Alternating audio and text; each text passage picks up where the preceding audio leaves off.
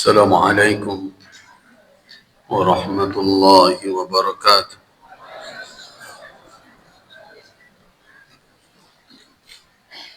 الحمد لله الذي أرسل رسوله هاديا إلى صراطه المستقيم فجعله رحمة للعالمين وسراجا منيرا في ظلمات الشرك والكفر. والله بعباده لرؤوف رحيم. أشهد أن لا إله إلا الله ولي الصالحين، وأشهد أن محمدا عبده ورسوله ونبيه الأمين. اللهم صل وسلم على عبدك ورسولك وحبيبك محمد وعلى آله وأصحابه والتابعين وتابع التابعين ومن تبعهم بإحسان إلى يوم الدين. أما بعد،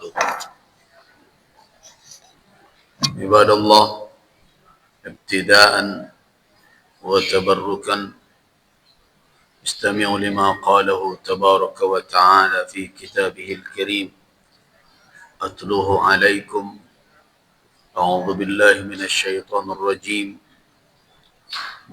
ومن آياته أن خلق لكم من أنفسكم أزواجا لتسكنوا إليها وجعل بينكم مودة ورحمة إن في ذلك لآيات لقوم يتفكرون. صدق الله العظيم. عباد الله، jamaah Majlis Kajian Fiqh Al-Ahwal As-Shakhsiyah rahimana wa rahimakumullah.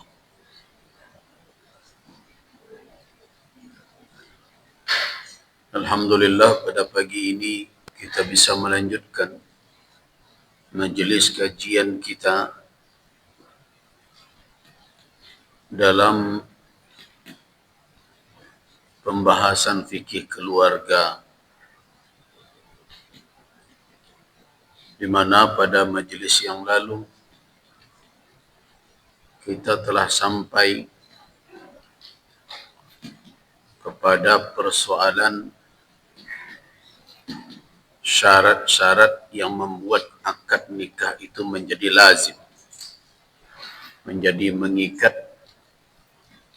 sehingga tidak ada peluang lagi untuk digugat oleh pihak-pihak yang terikat dengan akad tersebut, baik dari pihak istri maupun dari pihak suami. Jadi apakah kalau akad nikah itu dinyatakan sah secara fiqih, terpenuhi rukun dan syaratnya, apakah dia istiqrar, bisa dikatakan sudah tetap tidak ada peluang untuk digugat? Belum sampai ke tingkat itu kalau tidak terpenuhi syarat yang disebut dengan syurutul luzum namanya. Syarat-syarat yang membuat akad tersebut mengikat kedua belah pihak dan tidak ada peluang untuk menggugat. Yang sudah kita jelaskan adalah syarat pertama itu adalah al-kafa'ah. Kita sering menyebut sekufu, bahasa anak muda selevel. Kita sudah jelaskan di dalam syariat apa yang menjadi ukuran utama, yang menjadi ketentuan perkara sebanding itu menjadi alasan untuk meletakkan antara sepasang suami istri sekufu atau tidak. Dalam pendapat yang sahih, yang mutlak harus menjadi pertimbangan adalah ad-din, as-salah wa taqwa, yaitu kesalehan dan ketakwaan. Bisa jadi harta jadi pertimbangan, nasab tentu menjadi pertimbangan, begitu juga mungkin kecantikan juga menjadi pertimbangan atau ketampanan, karena kafaah itu ada pada pihak wanita, bukan pada pihak laki-laki. Tetapi yang menjadi ukuran adalah ad-din, agama, yaitu terkait dengan salah wa taqwa, kesalehan dan ketakwaan. Jadi kalau ada seorang wanita dinikahkan oleh walinya yang sah dengan laki-laki yang dunahu, yang di bawah dia level kesalehan dan ketakwaannya secara zahir, maka wanita tersebut kalau tidak setuju, maka dia berpeluang untuk menggugat pernikahan itu. Begitu juga sebaliknya. Apabila seorang wali yang punya hak dilampaui saja oleh hakim, atau mungkin wali yang jauh, yang lebih jauh dari orang itu. Misalnya bapak, kemudian bapak tidak setuju anaknya dinikahkan dengan seorang laki-laki. Kemudian entah bagaimana caranya anak membujuk pamannya. Pamannya maju menjadi wali. Apakah bapak bisa kehilangan begitu saja kewenangannya? Tentu tidak. Tetapi kalau pernikahan telah terjadi, bagaimana? Yang menikahkan wali. Memang, tetapi abad yang lebih jauh, bukan wali yang dekat, dan tidak punya kekuatan memaksa kalau paman atau anak paman atau saudara. Nah, bapak terkait dengan dia akan menerima atau tidak menerima pernikahan anaknya, yang menjadi alasan bagi dia adalah apakah anaknya dinikahkan dengan seorang laki-laki yang sekufu dengannya, sebanding dengannya. Apa ukuran bandingan itu? As-salah wa taqwa, kesalehan dan ketakwaan. Kalau di bawah dari anaknya, kesalehannya, bahkan mungkin jauh dari anak wanitanya, anak gadisnya, maka sang bapak tadi berhak untuk meminta kepada pengadilan untuk memfasakh, untuk membatalkan pernikahan tersebut. Nah, ini adalah hak. Hak itu ada. Tetapi kalau sepakat keduanya, baik bapak sebagai wali maupun istri, calon istri sebagai yang diwalikan, yang berada dalam kewenangan wali, sepakat untuk menikah dengan orang yang secara kafaahnya di bawah dia. Sepakat. Kalau sudah sepakat berarti tidak ada masalah. Masalah muncul ketika terjadi apa? Ikhtilaf, perbedaan. Ada yang tidak terima. Nah, karena itu, supaya jangan akad tersebut setelah sah kemudian diungkai kembali, atau dalam istilah orang Minang, rumah sudah tokok paik berbunyi, tidak ada jalan yang terbaik adalah musyawarah. Nah, itulah yang disuruh oleh syariat kita. Seorang bikir, wanita yang belum pernah menikah, yang kita kategorikan bikir atau gadis, maka tidak dinikahkan melainkan dengan izinnya. Jadi wali memang punya kewenangan, tetapi wali diperintahkan oleh syarak untuk meminta izin, persetujuan dari anak yang akan dinikahkan itu. Makanya kata Nabi SAW, al-ayyimu tusta'maru. Janda diminta keputusannya. Dia yang memutuskan. Tapi dia tidak menikahkan dirinya sendiri. So, akhir-akhir ini ada pula yang berpendapat, kan saya sudah janda, tidak perlu wali. Kenapa tidak perlu wali? Yang tidak perlu wali itu, tidak perlu dinikahkan, dinikahkan itu wanita tidak baik namanya. Kan heboh-heboh sekarang. Tetap perlu wali. Tetapi yang sudah pernah menikah, berstatus janda, amr biyadiha, keputusan ada di tangannya. Dia yang memutuskan. Berbeda dengan al-bikr, wanita yang belum pernah menikah, keputusan ada di tangan walinya. Tetapi walinya la yastabiddu, tidak diktator. Bagaimana caranya? Adalah minta keizinannya. Sehingga ditanyakan oleh sahabat kepada Rasul sallallahu alaihi wasallam, "Kaifa idnuha?" Nah, ini pertanyaan ini muncul karena apa? Karena kondisi wanita zaman itu. Bagaimana meminta izinnya? Seperti apa? Siapa wanita yang mau mengangguk, mengiyakan? Jarang pada waktu itu karena malunya. Jadi tidak sama. Itu pertanyaan itu muncul karena kondisi karakter masyarakat saat itu. Tapi kalau mungkin kalau sekarang Nabi menyampaikan hadis itu, mungkin tidak muncul pertanyaan itu. Bagaimana izinnya? Karena wanita sekarang ketika ditanya setujunya mangguk langsung. Kalau dulu kan payah. Nah, karena itulah muncul kalimat Nabi, sukutuha. Diamnya dia, itu tanda izinnya. Untuk wanita dulu. Kita sekarang ibu-ibu yang tahu. Kalau kini lu ditanya orang mangguk kadang. Lu jadi apa menanya lagi? Mangguk dulu. Nah, jadi haya. Tingkat malu tu semakin lama semakin turun. Nah, itu namanya syarat luzum, yaitu syarat terikatnya dua pihak yang berakad itu oleh akad yang telah sah tersebut. Itu namanya syarat luzum. Kemudian berikutnya kita akan masuk kepada syarat lain. Nah, syarat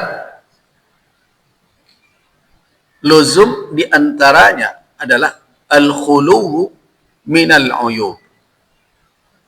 Di antara syarat lazim, syarat yang menyebabkan akad tadi, yang menjadikan akad nikah itu tidak bisa lagi dikuat, digoyang oleh siapapun adalah khulu minal uyub. Sebahagian ahli fikih mengatakan min syurutil luzumi khuluwuz zawjaini minal uyub allati la yumkinu ay yatahaqqaqa al-gharadu min aqdiz zawaji ma'a wujudiha. Yaitu yang dikatakan di antara syarat luzum kata sebagian ahli fikih adalah khuluwuz zawjain, di mana sepasang suami istri itu, baik suami maupun istri, yaitu tidak ada memiliki aib, cacat yang mengakibatkan tujuan pernikahan tidak terjadi atau tidak tercapai dengan adanya cacat itu. Ambil contoh yang lebih mudah ibu-ibu dan bapak-bapak pahami. Nah, bentar. Tunggu. Ya. Di antaranya, satu contoh. Ketika pernikahan telah terjadi, akad telah sah. Kemudian tiba-tiba dapat informasi yang sahih. Wanita tadi ternyata tidak lagi bisa melahirkan. Dicontoh. Dikarenakan mungkin ada persoalan dulu pada rahimnya sehingga rahimnya dibuang. Dan kita tahu bahwa di antara maksud utama pernikahan itu adalah berketurunan. Makanya Nabi SAW mengatakan tazawwajul walud al wadud. Nikahilah wanita-wanita yang subur, yang bisa melahirkan anak, al-wadud, yang punya sikap atau rasa kasih sayang yang besar. Nah, arti apa? Nabi SAW telah menggariskan bahwa pernikahan itu salah satu tujuannya adalah berketurunan. Ini adalah penegasan dari apa yang ada di dalam Al-Quranul Karim, di mana Allah Subhanahu wa Ta'ala menjadikan wa khalaqa minhuma rijalan katsira wa ja'ala minhuma rijalan katsira wa nisaa. Allah jadikan dari keduanya itu Adam dan Hawa, yaitu laki-laki yang banyak dan perempuan. Artinya berketurunan adalah salah satu dari maksud pernikahan. Nah, kemudian salah satu pasangan mendapati ada cacat yang membuat tujuan itu terhalang atau tidak terwujud. Seperti apa? Seperti kasus rahim tidak ada lagi. Atau mungkin laki-laki tidak lagi bisa membuahi, atau mungkin mandul yang terbukti. Itu aib namanya. Sebelum pernikahan, aib seperti itu tidak diketahui. Tapi setelah akad nikah sah, berita itu sahih sampai. Nah, dalam kondisi seperti itu, sebagian ulama berpendapat itu pihak yang merasa bahwa dia tidak bisa menerima atau terhalang tujuan pernikahan karena itu, berhak untuk meminta agar pernikahan itu dibatalkan saja. Itu namanya belum lagi mengikat. Nah, termasuklah di antaranya adalah yang menyebabkan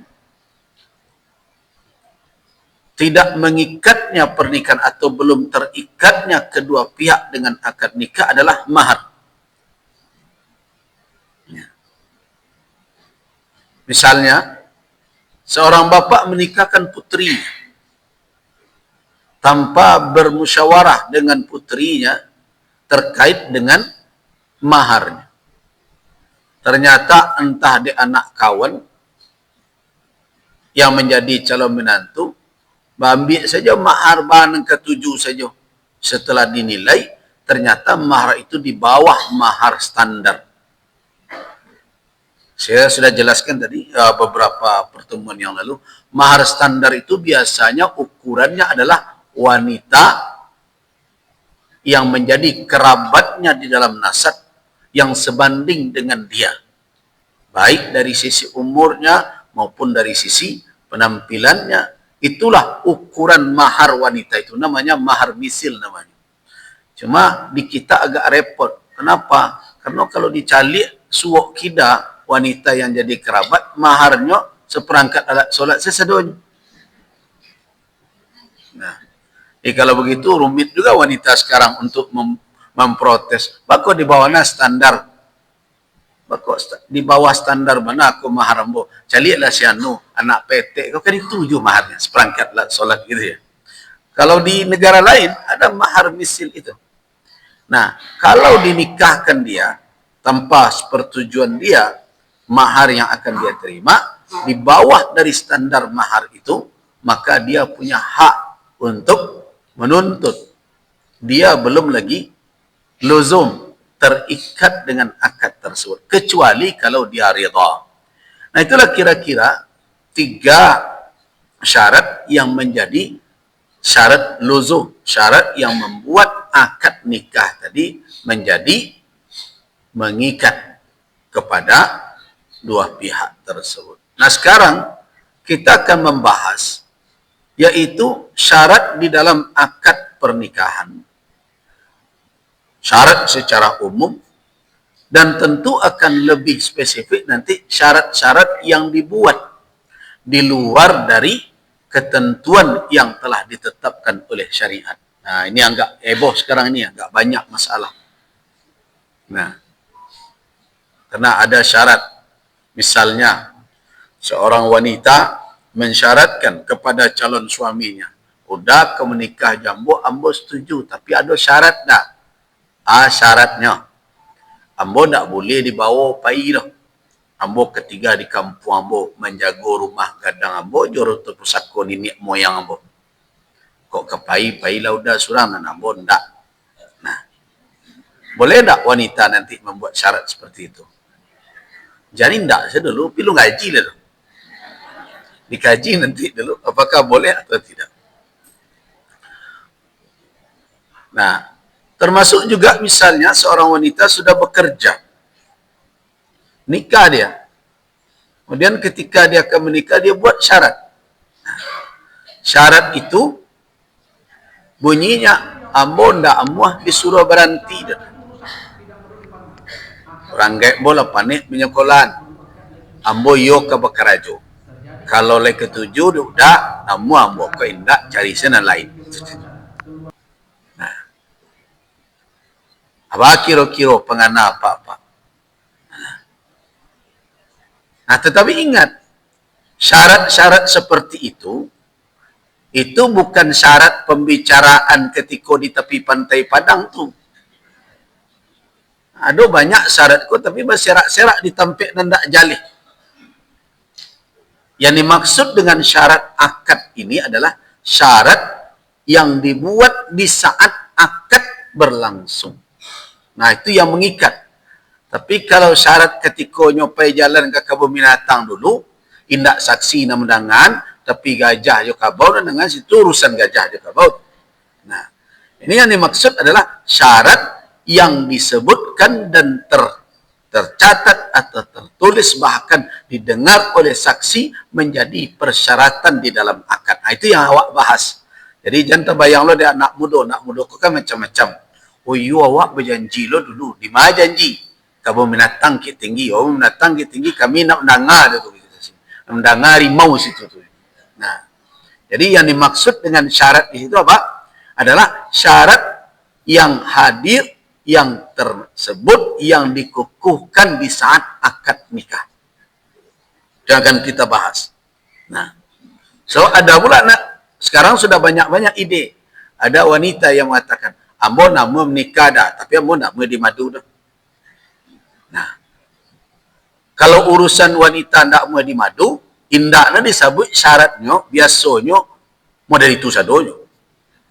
Tapi ada mungkin wanita yang punya ide supaya nak kue posisi awak buat syarat itu dalam pernikahan. Apa kira-kira? Nah, karena sekarang kan heboh-heboh tentang KUHP. Nah, kita undang hukum pidana yang baru. Yang heboh sekarang pasal 402 tentang apa? Tentang poligami. Nah, walaupun tidak tersebut secara eksplisit, tetapi ke sana arahnya. Nah, sekarang mari kita lihat. Sebelum kita melihat mana syarat yang boleh dan tidak boleh, tentu awak harus tahu dulu apa syarat itu. Kadang dia awak tidak berbeda antara syarat dengan sabab, antara syarat dengan rukun. Nah, di dalam ketentuan syariat, kita mengenal yang dinamakan dengan syarat. Ada pula yang disebut dengan sabab. Dan ada pula yang disebut dengan rukun. Nah, kalau kita berbicara tentang itu, berarti kita masuk sedikit ke ranah ilmu usul fiqih namanya. Di dalam ilmu usul fikih dikatakan bahwa hukum itu dibagi kepada dua. Yang pertama adalah hukum taklifi, ini sudah saya jelaskan pada pertemuan yang lalu. Yang kedua adalah hukum wadai. Hukum taklifi kita kenal ada 5 hukum. Ada 5 hukum. Mulai dari haram, kemudian sunnah, kemudian mubah, kemudian makruh, kemudian wajib. Wajib, sunnah, mubah, makruh, haram. 5. Taklif maknanya beban.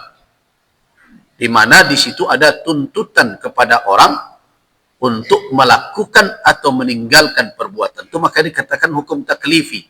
Kata taklif itu maknanya apa? Pembebanan.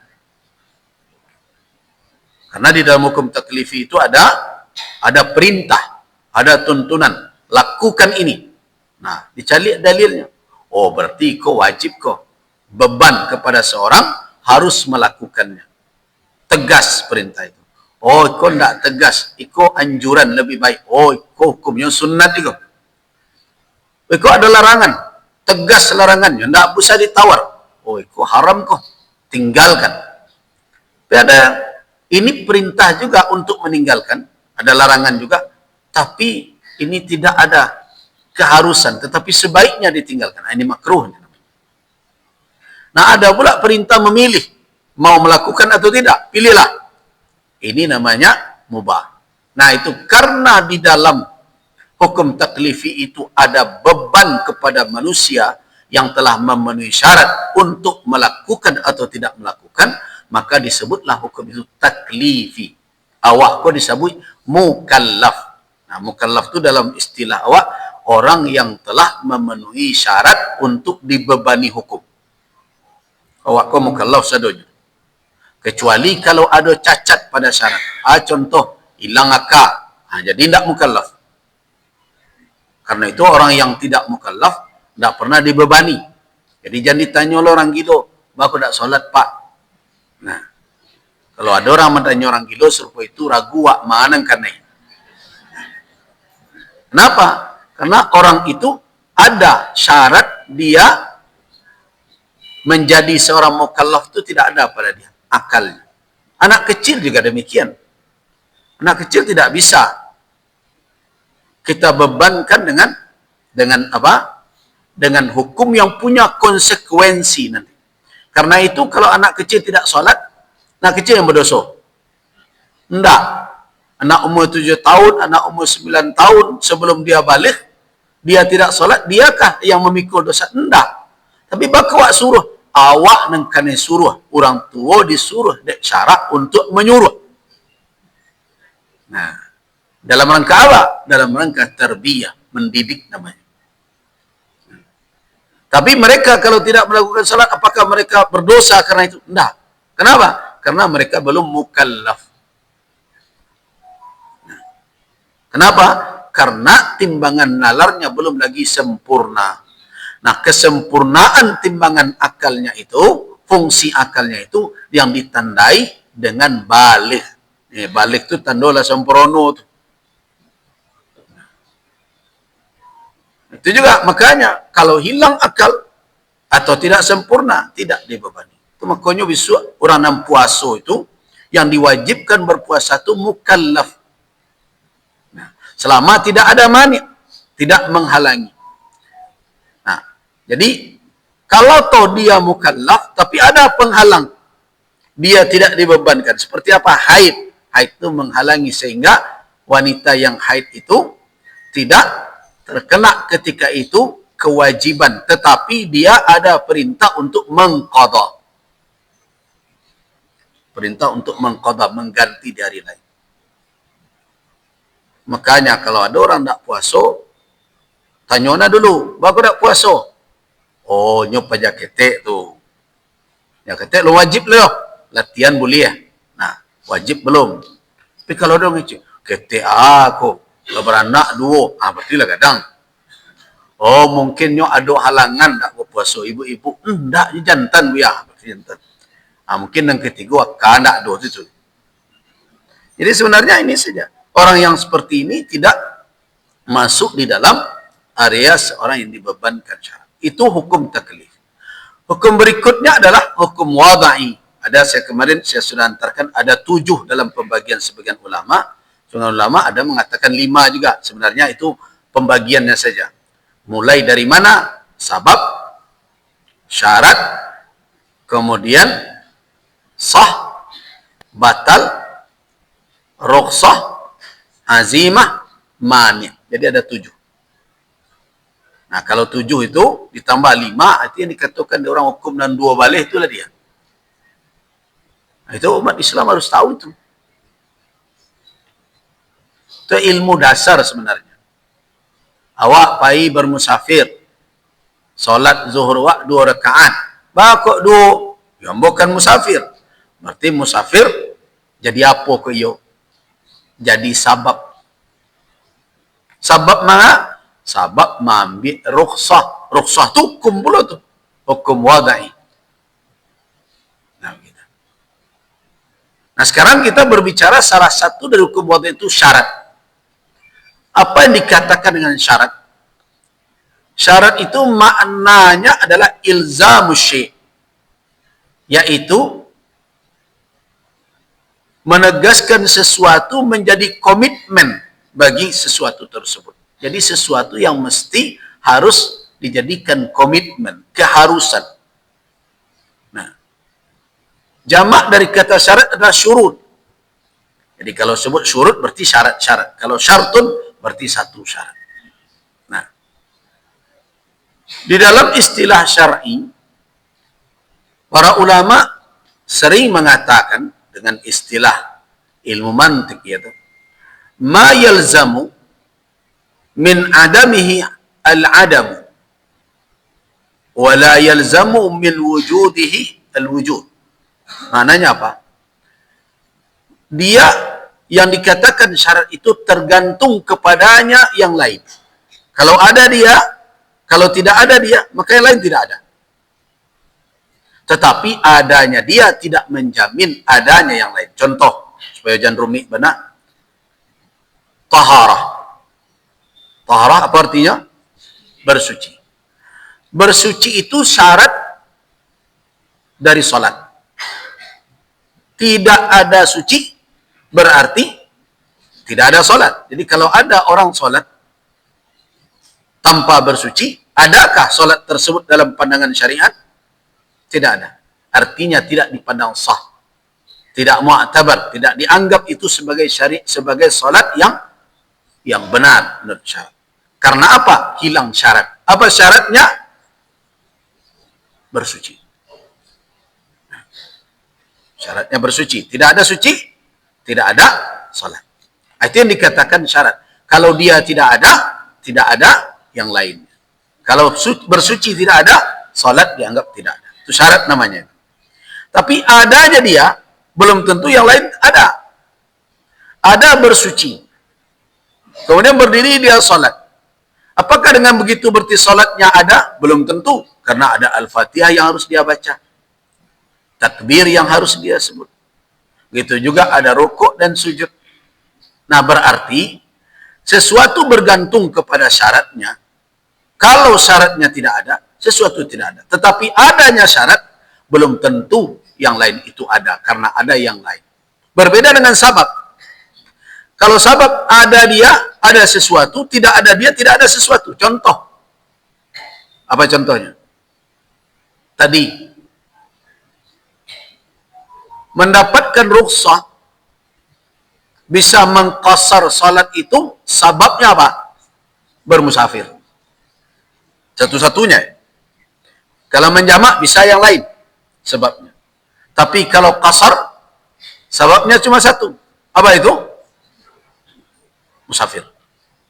Nah, berarti safar, perjalanan jauh yang disebut safar itu adalah sabab bolehnya orang mengambil rukhsah salat. Tidak ada safar, tidak ada rukhsah.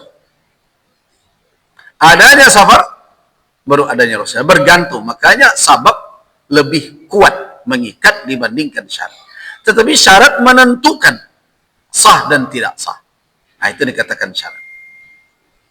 Nah, sekarang kalau begitu adanya syarat ini menentukan yatawaqqaf alaihi syai'un, sesuatu bergantung kepadanya. Berapa macam syarat? Nah, syarat dari sisi siapa yang meletakkannya atau yang menetapkan terbagi dua. Yang pertama syarat yang dibuat dek syarat. Syarat syariat yang menetapkan. Contoh tadi taharah. Bersuci tadi. Apa kata syariat? Kata Nas, la yaqbalullahu salata ahadikum idza ahdasa hatta yadkhura. Ada hadis. Allah tidak menerima salat seseorang kamu apabila dia berhadas sampai dia suci. Kalau dia tidak bersuci, Allah tidak terima. Nah, berarti syariatlah yang menetapkan bersuci sebagai syarat sahnya, diterimanya salat. Itu namanya syarat syar'i namanya. Nah, begitu juga syarat-syarat yang selama ini kita katakan di dalam akad nikah. Apa contohnya? Syarat ijab qabul itu harus dalam memakai kalimat-kalimat yang ditetapkan oleh Allah. Itu syariat yang menetapkan.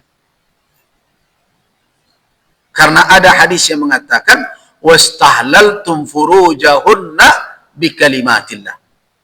kamu halalkan bergaul dengan wanita-wanita istrimu itu dengan kalimat dari Allah. Dan Al-Quranul Karim memakai dua kata di dalam masalah pernikahan. Yang pertama kata nikah, yang kedua kata zawaj. Nah, berarti syarat bahwa ijab kabul itu harus mempergunakan kata-kata itu. Siapa yang meletakkan syarat itu? Syariat. Itu dinamakan syarat syar'i namanya. Syarat apa namanya? Nah. Tapi kemudian ada pula manusia yang nak menambah-nambah, menukuk-nukuk syarat tadi. Nah, seperti tadi itu. Ambo bisa jadi istri udah, tapi ambo tak boleh suruh berhenti kerajo tu. Adi cari nasnya tak tersuruh tu. Tak ada hadisnya. Tak ada dalil. Tapi siapa yang membuat syarat itu? Dua pihak yang berakad tadi. Nah, mereka sepakati itu, baru dia jadi syarat. Nah, syarat yang seperti itu disebut syarat ja'li namanya. Syarat apa? Syarat ja'li. Dijadikan itu sebagai syarat oleh dua pihak yang berakad. Nah, kalau syarat-syarat syar'i, kalau awak jalihkan. Nah, yang jadi persoalan di dalam kondisi sekarang adalah munculnya syarat-syarat ja'li. Syarat ja'li. Di mana masing-masing pihak, baik dari pihak wanita maupun dari pihak laki-laki, terkadang mengajukan persyaratan. Apakah itu boleh? Dan sampai di mana persyaratan itu diterima di dalam ketentuan syariat? Nah, itu kaji awak kini. Kan bisa jadi laki-laki mau menikah. Amboyo nak menikah jadi, tapi dengan catatan berhenti kerajoyo. Apa kira-kira? Boleh tak syarat seperti itu dibuat? Nah, kalau hanya kesepahaman di luar akad, tidak ada persoalan. Yang masalah adalah ketika dia didampingkan dengan akad sehingga menjadi mengikat kedua belah pihak. Kalau tidak dipenuhi syarat-syarat itu, pihak yang merasa tadi meletakkan syarat itu merasa dikhianati. Nah, ini kok bisa panjang urusan pernikahan tadi. Nah, karena itu kok dapet. Jangan banyaknya membuat syarat ketika menikah. Nah, jangan rumit rumah tangga. Kok sado syarat panjang lo catatan. Nah, sebaiknya tidak. Tetapi ada saja. Ya, seperti sekarang. Kita pindah sedikit ya. Ke kasus tentang apa? Tentang KUHP itu. KUHP yang baru itu kan ada kata yang itu bisa menjadi multitafsir. Bisa menjadi multitafsir. Apa yang menjadi multitafsir? Kalau kita lihat pada sebentar, ada enggak saya bawa pasal 402.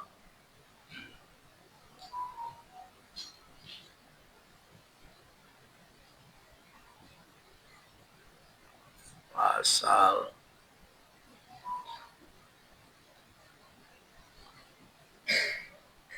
banyak no pasalnya.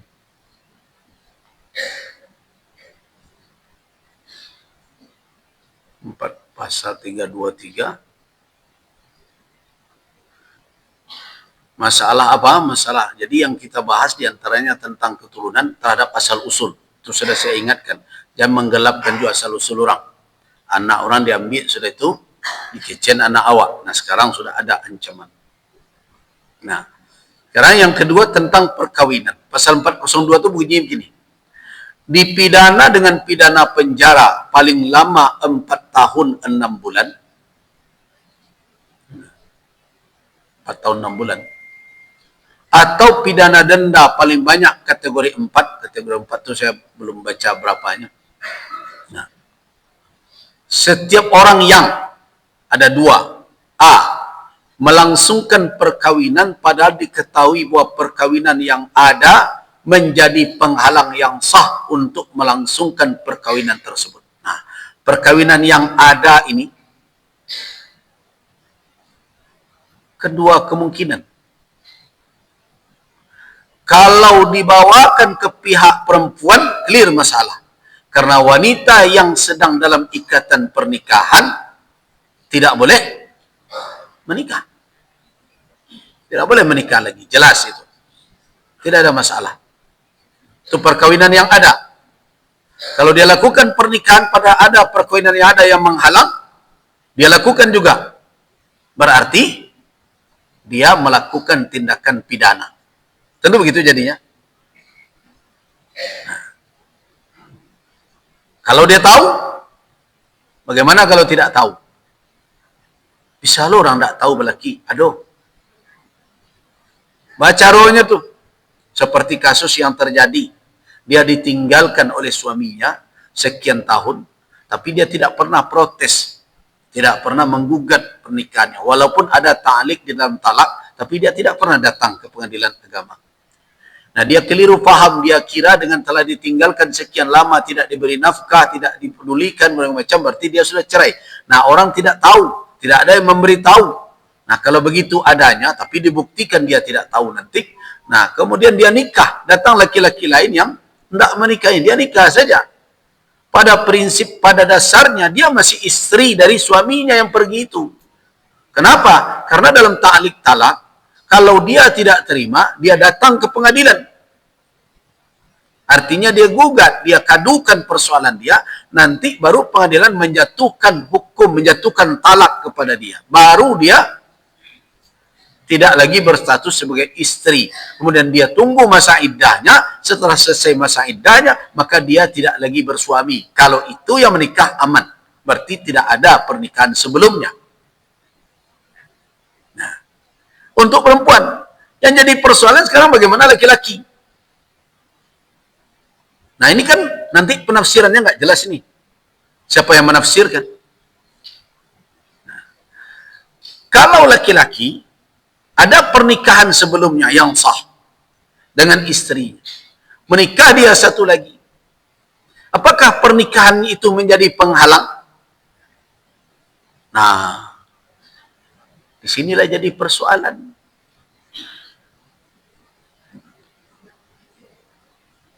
Jadi bisa jadi yang paling dominan menyusun undang-undang KUHP ini adalah mazhab monogami. Bukan mazhab poligami. Nah, di mazhab monogami ini, mereka hanya mengakui satu laki-laki, hanya satu istri. Dan itu ada pada agama-agama lain, bukan Islam. Nah, makanya dibawakan ke dalam hukum Islam, jadi bermasalah.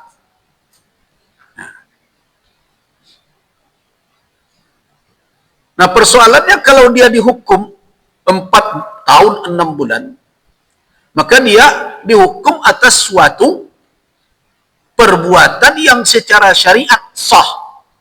Nah, sekarang ada pula ahli hukum mengatakan tidak sah secara undang-undang. Pernikahan itu sah dan tidak sahnya bukan undang-undang lebih awal. Perhatikan Undang-Undang Nomor 1 Tahun 74. Apa kata itu? Kata undang-undang itu bahwa sahnya pernikahan itu menurut ketentuan apa? Agama masing-masing. Jadi kalau agama mengatakan sah, sahlah pernikahan itu. Kalau agama menyatakan tidak sah, ya tidak sah pernikahan itu. Berarti ukuran menyatakan suatu pernikahan sah dan tidak sah apa? Agama. Nah, mestinya undang-undang tidak membuat rumit orang beragama. Kan negara ini salah satu dari perannya adalah menjamin umat beragama itu menjalankan tuntunan agamanya. Nah, tetapi saya mengerti orang yang membuat hukum ini mungkin akan beralasan supaya didukung oleh ibu-ibu, ya kami kan demi untuk melindungi hak asasi wanita. Nah itu biasanya tuh bahasanya. Dia kira melindungi hak asasi wanita cuma dengan mencegah poligami saja. Memang tak poligami wanita kau terlindung sadonya. Poligami itu bukanlah satu-satunya yang menjadi ancaman dan belum tentu pula menjadi ancaman. Kenapa? Karena tidak semua orang di poligami itu bermasalah. Ada yang bermasalah, ada yang tidak bermasalah. Tapi persoalannya adalah, ini akan mengakibatkan orang main kucing-kucingan nanti. Kenapa? Nikahnya jo wanita satu lagi, sah secara syariat, ketika ditanya, tanyanya. Payahnya berdua-dua, ke siapa? Ke bini embo, istrinya. Yang seorang lain, ika adik embo. Adik dapat gadang. Ini kan umi adanya jadi. Nah, akan membuat malah semakin tidak terkawal. Nah, sekarang persoalannya, pernikahan yang sah itu, yang menjadi penghalang itu mana? Nah, kalau kita rujukkan kepada aturan-aturan yang ada, nah, ada penafsiran mereka mengatakan, yaitu boleh saja berpoligami, tapi dengan catatan diizinkan oleh pengadilan. Cuma masalahnya pengadilan itu baru mengizinkan setelah diizinkan oleh bini pertama. Itu nama rumit. Itu sama saja membuat untuk masuk ke lubang jarum jadinya. Sekali-sekali disensus lah ibu-ibu. Kesianan setuju lakinya menikah cik lain. Amo khawatir. Mungkin bilangannya 99%, 1% mungkin tak sampai dan setuju. Nah berarti membuat aturan seperti itu sama saja jo menidakkan. Nah ini yang jadi persoalan. Nah kalau begitu kenapa tidak dibuat syarat saja dari awal? Syarat dari awal kalau menikah dengan saya tidak boleh nikah dengan yang lain lagi. Mungkin nanti akan muncul itu. Ada-ada saja cara berfikir orang. Padahal di dalam syariat, di dalam syariat Islam, sebenarnya poligami itu bukan disuruh, tapi dibolehkan. Orang memilih antara akan berpoligami, menikah, menambah, menikah lagi atau tidak. Jadi bukan suruhan, apalagi keharusan. Nah karena itu tidak perlu menghadapi poligami ini seperti permusuhan. Karena syariat ketika membolehkan juga meletakkan apa? Warning. Peringatan. Nah sekarang peringatan itu yang difahami tapi jangan ditambah frekuensinya menjadi pelarangan. So ada dalam situasi-situasi tertentu, keadaan-keadaan tertentu, malah ketentuan syariat itu menjadi solusi. Menjadi solusi. Ya ambil saja contoh, kalau di dalam syarat-syarat baru diizinkan itu, kenapa ketika istri tidak bisa lagi memberikan keturunan? Cuma timbul pertanyaan, kalau seandainya suami tidak bisa memberi keturunan, boleh tidak istri poliandri? Jelas tidak boleh.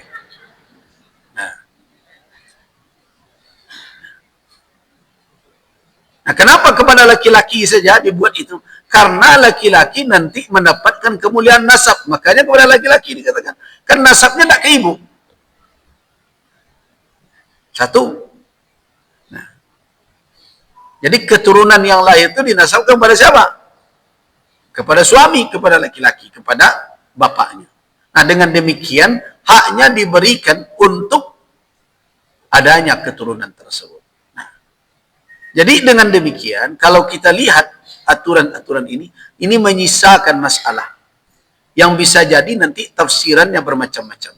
Kalau begini penafsirannya, sama saja pernikahan yang sah bagi laki-laki menjadi penghalang bagi dia untuk menikah lagi. Nah, ini akan membuat banyak jalur backstreet namanya. Kini saya rumit awak. Cuma mengaku dan tak namu. Para banyak yang punya simpanan. Nah, tapi sebagian wanita dulu nampak prinsip terserahlah di rumah laki awak, di luar orang sama punya nama model itu. Itu tidak benar itu cara berpikir begitu. Kenapa? Itu bisa mendatangkan penyakit itu. Berbahaya. Bisa merusak moral. Nah, kemudian yang kedua, undang-undang ini apa akibatnya? Ini membuka peluang rapuhnya rumah tangga. Jadi kalau dalam urusan rumah tangga dibuka selebar-lebarnya kadu mengadu dan ancaman penjara, coba bayangkan. Rumah tangga tidak seperti ini mengelola aturannya, hukumnya. So kalaulah urusannya ke penjara, gugat menggugat, kadang-kadang karena bertengkar. Kalau sudah bertengkar itu kan emosional yang ke depan. Apalagi wanita yang memang perasaannya lebih sensitif. Nah, dalam keadaan berang serupa itu, bisa nyokaduan masuk penjara apa? Walaupun yang mengajukan sah. Tapi lain terpikirnya suatu saat, anaknya menanggung malu sekian keturunan, apanya mantan napi. Tapi wanita akan bisa saja memakai ini. Apalagi bukan hanya dia saja. Nampak lo pengacara anak IOPT. Wah, itu bisa, itu karena itu bu, deliknya. Pas mana, masuk apa ke penjara. Nek pedusi tadang sakit hati, assalamualaikum aja nyonya khianat tiwa padi sampai ke dalam masuk penjara.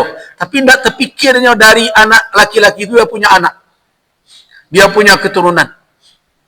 Nah, siapa nanti yang akan memberi pertimbangan kepada wanita tersebut? Dan sebentar memasuknya ke dalam penjara, bu. Tercatat dalam catatan silsilah keluarga ibu, laki ibu, apa anak ibu dalam penjara sampai tahun 6 bulan. Berarti anak ibu, anak narapidana nanti itu. Alah sampai ke situ nanti pemikirannya. Rusak kehormatan rumah tangga. Nah, karena itu urusan rumah tangga kok indah tiok sebentar yang kui ke pengadilan dah. Main penjara dan berbagai macam. Jadi teori yang dipakai hari ini, ketika suatu ikatan yang mestinya diikat dengan sakinah, dengan ketenangan, supaya lahir ada mawaddah warahmah, indah diancam dengan cara-cara seperti ini. Harus ada cara lain. Saya termasuk yang tidak berpihak kepada pernikahan liar. Tidak tercatat.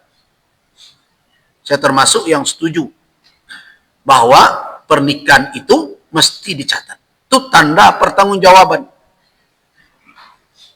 Nah, walaupun sebagian ulama mungkin mengatakan sah, ya sah, tetapi kita sudah sepakat bahwa mencatatkan pernikahan itu adalah kemaslahatan. Saya setuju itu. Cuma yang jadi persoalan di dalam aturan di Indonesia ini adalah ketika izin pernikahan itu seperti unta masuk lubang jarum tadi itu. Nah, mestinya diserahkan saja ke pengadilan. Pengadilan tidak bergantung izinnya kepada izin istri pertama atau istri sebelumnya. Tidak bergantung ke sana. Karena memang secara syariat tidak ada ketentuan harus izin istri itu. Nah, sebab kalau ditanya ke istri izin, tidak ke keluar izin.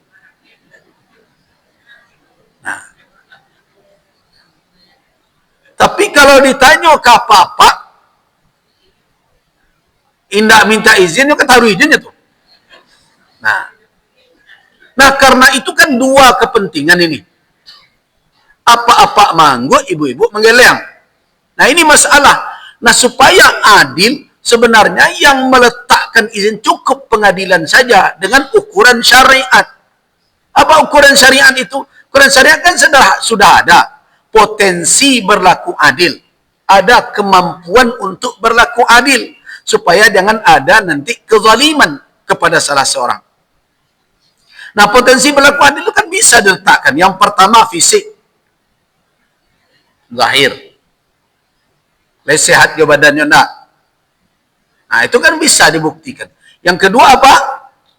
Kemampuan menafkahi. Berapa penghasilannya? Kondak. Dan surang saya makannya 3 kali sepakat, itu nambah lo cik lagi. Nah, berarti kau tak mampu menafkahi. Nah, sudah. Yang ketiga, psikis. Kan bisa diperiksa. Kalau seandainya selama ini emosional tidak terkontrol, tiok berang bininya kena tangan, itu nambah lo surang lagi itu 2 orang kena tangan jadinya. Nah, jadi hal-hal seperti itu bisa ada ukurannya. Nah, serahkan saja ke pengadilan tanpa perlu harus ada izin istri pertama. Nah, pengadilan yang akan meletakkan aturan-aturan itu dan memberikan izin kalau dia mampu. Kalau dia mau. Kalau dia tidak mampu walaupun mau, ya tidak dapat izin. Kalau toh ada izin, kalau dia tidak mau, ya tidak jadi juga. Nah, jadi ketika itu baru imbang antara laki-laki dan perempuan. Tapi kalau seperti sekarang, maka ini akan bermasalah di kemudian hari. Nah, itu catatan saya tentang aturan tersebut. Nah, tetapi kalau ada orang meletakkan syarat, maaf, kalau ada orang meletakkan syarat bahwa ketika dia akad nikah, dia syaratkan kepada pasangannya bahwa dia tidak mau dimadu. Tidak boleh selama menikah dengan dia tidak boleh dimadu. Apakah syarat tersebut masuk syarat ja'li? Ya. Itu namanya masuk syarat yang dibuat oleh dua orang yang berakad. Apakah itu syarat syar'i? Tidak. Karena syariat tidak meletakkan nas, tidak ada nas yang meletakkan syarat seperti itu untuk pernikahan kedua. Nah, sekarang sejauh mana syarat-syarat ja'li seperti itu boleh dibuat? Nah, sejauh mana boleh dibuat? Kalau kita coba bagi, maka syarat ja'li itu bisa terbagi 3. Jadi membuat syarat awak di dalam akad, dalam kontrak, bisa terbagi kepada 3 macam.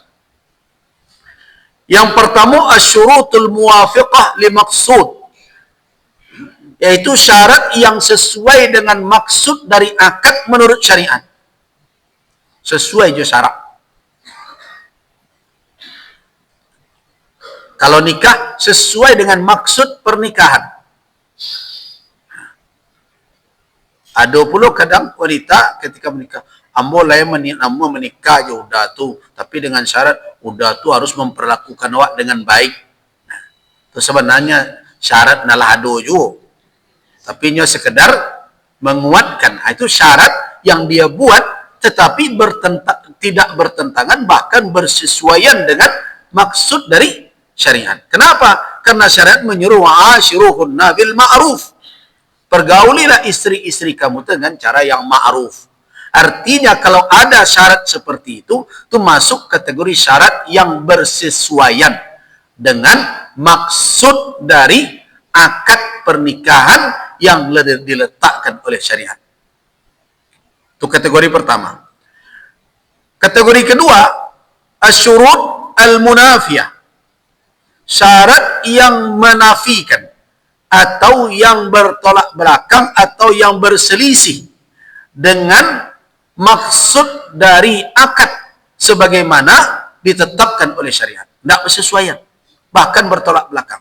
Contohnya, awak namun nikah dah, tapi syaratnya udah tidak boleh ada kek jambo tu, ala carun. Nah, itu kan namanya munafiah. Karena salah satu dampak sahnya akad nikah apa? Halal muasyarah, halal bergaul. Nah, tapi tunan tidak boleh. Caranya tu. Tapi jangan kecil tak terjadi. Kini mungkin tak jarak, tak terdengar lagi. Dulu nama ada nikah gantung namanya. Pernah dengar tak? Nah, itu. Nikah itu tidak benar. Nikah kini, tapi belum boleh lagi. Nikah gantung. Kecuali kalau nikah tersebut tidak bergaul karena ada halangan. Itu lain masalah. Kau tidak ada yang menghalangnya di sekolah lah, di ikolah, itu tidak. Artinya, itu persyaratan munafiah. Menafikan atau meniadakan apa yang dimaksud oleh syariat. Itu adalah kategori syarat yang kedua. Nanti baru kita bahas apa hukum masing-masing. Yang ketiga, ada syarat Yang tidak disuruh oleh syarat, indak pula dilarang. Nah, setelah dikaji syarat ini, dia tidak pula ada di dalam nas, tidak tersuruh. Tidak pula bertolak belakang dengan nas. Nah, ini syarat netral kalau dilihat dari situ. Bagaimana, apakah akan diterima atau tidak syarat itu. Ya contoh tadi itu. Ambo bisa nikah jodoh, tapi ambo yo ndak pai turut dah kerantau do, merantau dah surang ambo di kampung saja. Nah, apakah syarat seperti itu dibolehkan atau tidak? Nah, itu syarat dalam bentuk itu kategorinya adalah syarat yang ketiga. Bertolak belakang jo syariat indah, bersesuaian bana indah pula. Nah, ini 3 bentuk syarat yang hadir di dalam pernikahan. Tapi untung nikah uang awak kini, tak ada syarat-syarat tu muncul. Inyo berjanji berdua sekadangnya. Tasara dinyo lah turusan inyo. Berarti tidak ada yang mengikat satupun. Jadi kalau ingin syarat-syarat itu mengikat, ya dia harus menjadi bahagian dari akad. Baru berlaku perintah wa aufu bil uqud. Penuhi apa yang menjadi ketentuan di dalam akad. Jadi kalau tidak ada di situ, tidak bisa. Itu makanya sigat ta'liq itu kenapa dibunyikan? Supaya dia mengikat. Sigat ta'liq itu mengikat. Kalau seandainya wanita tidak terima, kemudian dia mengadu, maka tidak bisa menggeleng pihak laki-laki. Karena itu kalau terbukti tidak hadir pun yang laki-laki, maka disidangkan secara in absentia. Tidak hadir laki-laki sekian kali dianggap terbukti, ya sudah diputuskan, jatuh talak satu. Jangan heboh oleh sudah itu laki-laki, dia jatuh sayang heboh. Nah bisa, itu nang kecil orang namanya, habis cakap silik tekana namanya tu. Nah, tapi ada yang aneh. Apa yang anehnya? Sigat ta'liq itu yang mewajibkannya pemerintah. Nah, itu yang jadi persoalan. Sebenarnya ta'liq itu bisa diserahkan kepada kedua orang yang berakad. Nah, tapi pemerintah membuat aturan keharusan pakai ta'liq talak. Sebenarnya tidak ada yang tidak perlu pemerintah di situ terlalu jauh ikut campur. Tapi kan masuk pemerintah di situ. Makanya Pak KUA bacakan. Sebenarnya itu hak dari yang perempuan. Hak perempuan itu. Makanya sebaiknya ditanya dulu, Bu, kepakai ta'liq atau enggak? Tapi jarang wanita karena dia tidak tahu apa yang ta'liq nyanggut sesedar. Iyonya, tak ada jadi. Nah, sekarang dari 3 hukum tersebut, 3 macam ta'liq tersebut, syarat tersebut, bagaimana hukumnya? Yang pertama adalah syarat yang bersesuaian dengan maksud pernikahan, maksud dari syariat. Sepakat ulama ala sihhati hadzal naw', sah syarat yang bersesuaian dengan akad nikah itu menurut ketentuan syariat itu sah dan boleh dijadikan sebagai syarat yang menyertai akad nikah. Dia boleh. Misalnya dengan catatan syarat harus bergaul dengan yang ma'ruf. Dan harus misalnya dia bersyarat bahwa suami bertanggung jawab memberikan nafkah. Itu jaleh, ada di dalam syarat. Kalau ada yang membuat syarat seperti itu, diterima dan itu hanya sekedar penegasan saja. Nah, misalnya kalau seandainya ada seseorang wanita dinikahi. Kemudian apa kata laki-laki? Saya jadikan engkau istri saya, tapi ada syarat. Syaratnya engkau tidak boleh keluar rumah melainkan dengan izin saya. Bagaimana? Ya sah syarat itu. Kenapa? Karena memang keluar rumah itu dengan izin suami. Syarat yang seperti itu sah dalam syariat dan mesti harus dijalankan. Ibu-ibu kalau keluar rumah izin suami, walaupun pergi mengaji sekalipun. Nah, cuma izin pergi mengaji, jangan tambah lo ke mall. Dan repotnya izin mengaji pulang sore hari ya, itu babayu. Nah, izin. Nah, kalau ada yang mensyaratkan seperti itu, berarti syarat itu bukan bertolak belakang, sesuai memang dengan ketentuan syariat, dan syarat itu sah kalau dibunyikan dalam akad. Nah, begitu juga kalau seandainya syarat tersebut seseorang akan menikah dengan yang lain, tapi ada persyaratan yang dibuat di dalam akad nikah dengan yang kedua. Saya mau menikah menjadi istri kedua dengan catatan kamu adil antara kami berdua. Itu tidak perlu sebenarnya jadi syarat. So, itulah perintah syarat. Tapi kalau dibuat syarat, malah itu menjadi penegasan. Bolehkah? Boleh. Dan sah hukumnya. Nah, kenapa? Bisa jadi syarat itu untuk mengingatkan yang laki-laki. Sebab kadang-kadang laki-laki kau sebelum dapat iyo sesadurnya. Iyo ibu-ibu.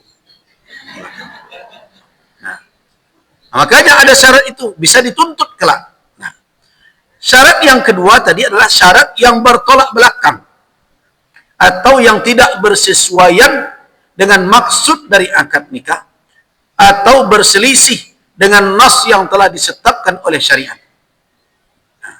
Syarat yang seperti ini itu tidak dibolehkan kalau toh dibunyikan atau dibuat dalam akad. Ketentuan yang seperti itu, syarat itu hukumnya tidak sah. Kalau tidak sah, tidak ada kewajiban untuk mematuhinya. Nah, apa contohnya? Seperti seorang laki-laki menikahi seorang wanita, kemudian dia syaratkan, dia memang saya jadikan istri, tapi dengan syarat dia tidak boleh masuk menjadi bagian ahli waris saya. Itu tidak boleh. Itu. Jadi istri tapi tidak menjadi ahli waris kalau dia meninggal. Ya tidak boleh. Kenapa? Itu bertolak belakang dengan nas. Karena Al-Quran telah menjelaskan. Falahunna, untuk istri-istri itu ada ar-rubu'. Ada seperempat kalau kamu tidak punya anak. Itu ketentuan nas. Jadi kalau ada syarat pernikahan seperti itu, boleh dia menikah, tapi dengan syarat istrinya itu tidak memiliki hak waris dari dia. Itu bertolak belakang. Syarat itu tidak sah. Kita ambil contoh lagi. Misalnya, seorang wanita ketika menikah, kemudian disyaratkan kepada suami, ambo nikah ya udah, tapi jangan taga-taga ambo, bak janyo ambo, bilong kabo pulang. Kan ada loh. Ambo bebas. Nah, bak janyo ambo, ke pulang pagi, ke pulang patang, ke pulang sanjo. Ah, udah ya sesuatu nak. Nah, kalau begitu syarat yang seperti itu tuh syarat mukhalifah. Tidak bersesuaian dengan ketentuan syariat, malah bertolak belakang. Nah, jangankan untuk keluar rumah berbagai macam, malah beramal sunat saja. Wanita tanpa izin suaminya tidak dibenarkan, kecuali yang wajib ya. Kan puasa sunat apa dalilnya? Nah, jadi la tasumu, tidak berpuasa seorang wanita mukminah wa zawjuha hadirun, suaminya ada bersamanya, ya kan, illa biizni, kecuali dengan izinnya. Maksudnya ada bersamanya, kecuali kalau suaminya pergi. Nah, dia di rumah tinggal sekian hari, dia mau puasa, ya itu hak dia. Tapi kalau suaminya ada bersamanya, maka dia tahu, beritahu bahwa dia mau puasa besok. Besok Senin, saya mau puasa Senin. So Kamis, saya mau puasa Kamis. Kasih tahu. Bagaimana kalau tidak diberitahu? Kemudian suami ada keperluan, terserahlah keperluannya, Pak. Nah, kemudian bagaimana sikap seorang ibu tadi? Patuhi itu, suami itu. Ya mau puasa, tidak ada urusan. Kenapa? Mematuhi itu wajib, puasa sunat. Nah, itu hak dia. Nah, karena itu, apalagi kalau pakai syarat ambo boleh keluar, bak janyo ambo, pulang bak janyo ambo. Nah, tidak bisa. Kalau begitu persyaratannya, berarti syarat itu munafiyah, menafikan ketentuan syariat. Maksud dari syariat tidak terwujud. Kemudian, seperti juga ada syarat tidak boleh digauli. Ya bagaimana punya anak? Bertolak belakang dengan maksud syariat. Nah, ini membuat cacat pernikahan. Dalam keadaan bagaimanapun, maka syarat-syarat seperti itu tidak bisa dianggap sah. Akan tetapi bagaimana kalau itu terjadi tanpa tahu hukumnya, ada saja mereka membuat syarat-syarat seperti itu, misal dalam akad nikah seperti tadi. Nah, dalam hal ini ulama terbagi kepada dua kelompok. Yang pertama yang mengatakan bahwa syarat itu rusak, tidak perlu dipandang, akadnya sah, artinya tidak perlu akad lagi. Terjadi akad nikah ditambah dengan syarat wanita diberi kebebasan keluar rumah tanpa izin, tidak perlu minta persetujuan. Misalnya ada dalam syarat itu diiyakan oleh yang laki-laki, bagaimana status akad nikah itu? Nah, dalam mazhab Malikiyah, syaratnya fasid, syaratnya rusak, dianggap tidak ada. Akadnya sah. Tetapi ada pendapat lain yang mengatakan akad-akadnya rusak. Nah, dengan akad-akadnya rusak. Nah, kalau kita lihat pendapat ini jelas syaratnya yang rusak, akadnya tetap sah. Jadi kerusakan akad tadi, syarat tadi tidak merusak akadnya. Akadnya tidak perlu diulang lagi, tapi syaratnya tidak perlu dipatuhi. Kenapa? Karena bertentangan dengan ketentuan syariat. Itu syarat yang kedua. Syarat yang ketiga, tidak bertolak belakang, tapi tidak pula tersuruh. Nah, bagaimana ini? Contoh, dia mau menikah, tapi dia tidak mau merantau. Dia tinggal di kampung. Kok ke merantau, dah merantau selah. Amboyo di kampungnya, kok ke pulang-pulang. Nah, kan ada orang yang begitu.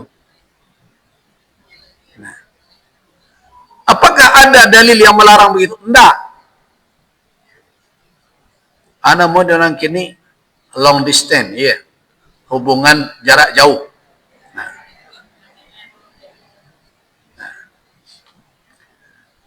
Jadi, apakah terlarang? Tidak ada terlarang di dalam syarat.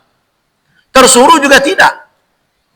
Walaupun kalau dari sisi keharmonisan rumah tangga sebaiknya tidak ditempuh.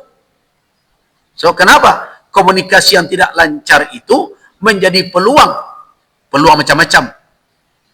Nah, dari sisi keharmonisan rumah tangga sebaik tidak dilakukan.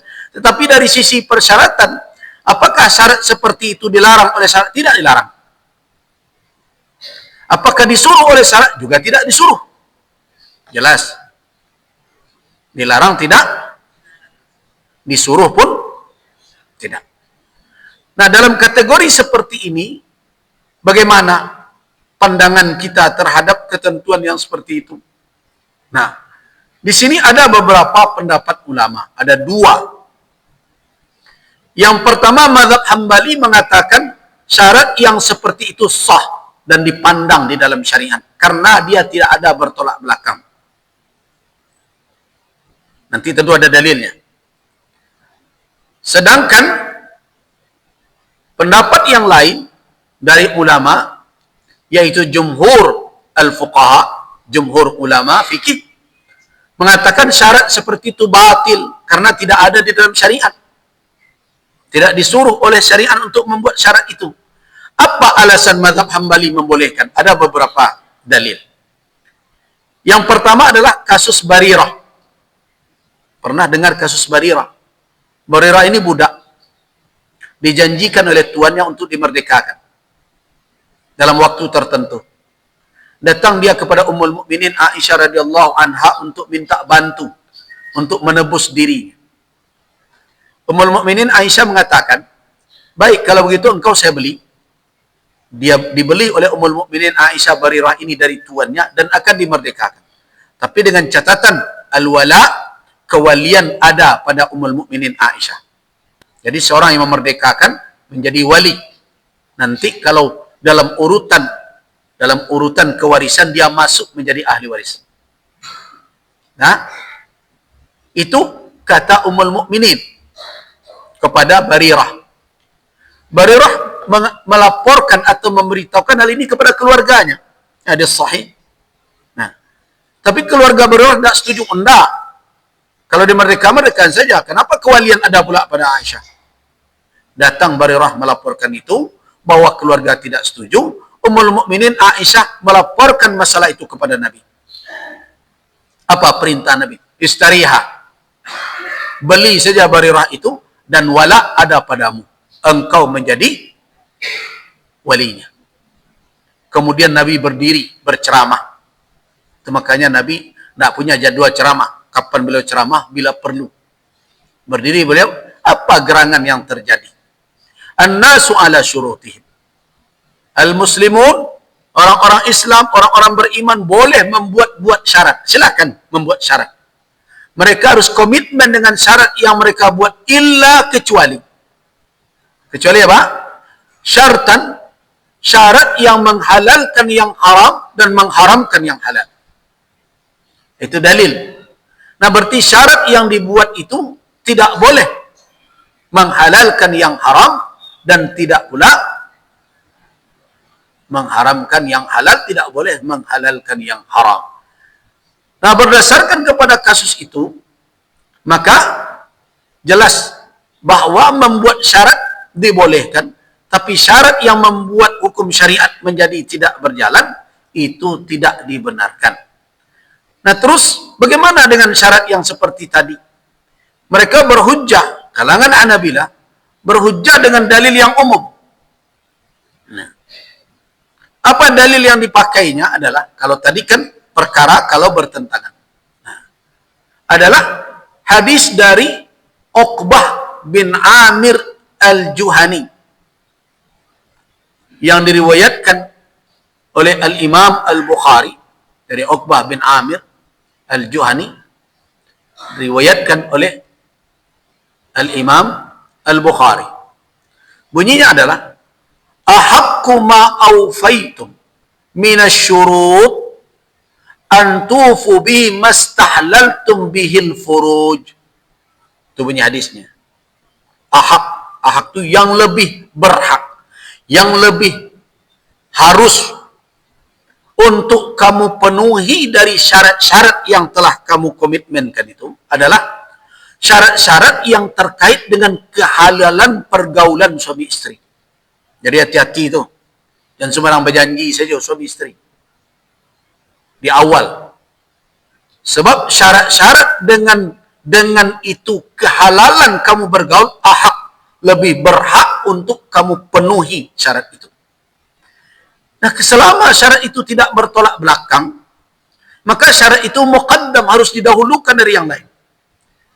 Jadi kalau seandainya misalnya ibu-ibu meminta syarat, nikah jambo jadi, tapi ambo 3 bulan di rumah maknya, sudah itu membuat rumah cik, jadi kecapa, tu ahak. Jadi jangan sembarang mangguk saja. Nah, kalau dia masukkan di dalam akad, maka menjadi persyaratan. Dia tidak terlarang. Nah, makanya kata Nabi, ahakku, yang lebih berhak, berarti keharusan, yang harus didahulukan, yang diprioritaskan untuk dipenuhi persyaratan apa? Persyaratan yang bergantung dengannya kehalalan pergaulan suami istri. Nah, dengan dalil itulah, makanya kalangan Hanabilah mengatakan selama syarat itu tidak bertentangan dengan syariat, walaupun tidak disuruh, artinya syarat itu boleh. Dan kalau disepakati, mengikatlah dia. Kemudian ditambah lagi dengan hadis juga dalam Sahih Al-Imam Al-Bukhari. Man ba'a nakhlan qad abarrat. Kalau ada orang yang menjual kurma, tapi sudah berbuah, telah telah bisa dipetik. Nah, maka fathamaratuha lil bai', buahnya adalah untuk orang yang menjual. Illa, kecuali ayyastarital mubta', kecuali kalau disyaratkan oleh orang yang membeli. Begini, kalau ada orang menjual batang rambutanlah masak, atau setidaknya bisa dipetik. Siapa yang punya sawananya yang berhak terhadap buah rambutan tadi. Nan di Bali batang rambutan gua, bukan buah rambutan.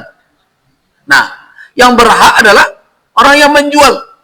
Kecuali kalau disyaratkan, dibuat syarat oleh si pembeli, ambo bali batang rambutan atau mau bali batang kerambi, tapi buah nan ada di atas itu ambo punya yo.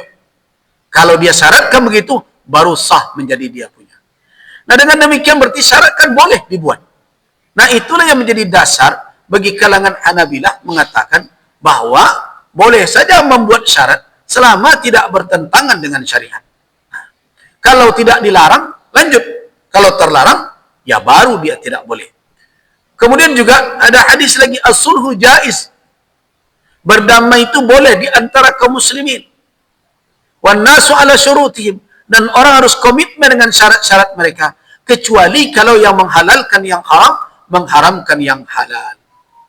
Nah, ini yang menjadi alasan kalangan Hanabilah mengatakan syarat-syarat selama tidak bertentangan, walaupun tidak tersuruh, mesti dipandang dan boleh diadakan dan mengikat kepada orang yang terlibat dengan akad. Sedangkan jumhur fuqaha membatasi kalau ada syarat-syarat yang seperti itu, walaupun tidak bertentangan dengan syariat, tapi tidak ada perintahnya di dalam syariat, menurut jumhur ulama, mayoritas ulama mengatakan itu syarat batil namanya. Artinya tidak wajib untuk dipenuhi. Tidak wajib.